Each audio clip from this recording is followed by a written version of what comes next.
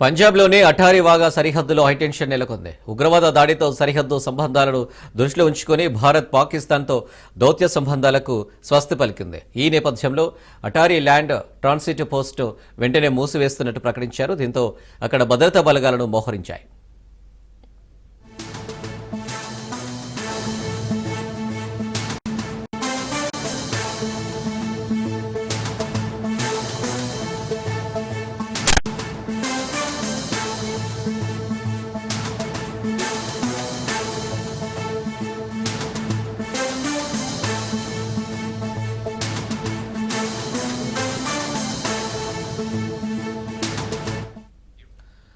పంజాబ్లోని అటారీ వాఘా సరిహద్దులో హైటెన్షన్ నెలకొంది. ఉగ్రవాద దాడితో సరిహద్దు సంబంధాలను దృష్టిలో ఉంచుకుని భారత్ పాకిస్తాన్తో దౌత్య సంబంధాలకు స్వస్తి పలికింది.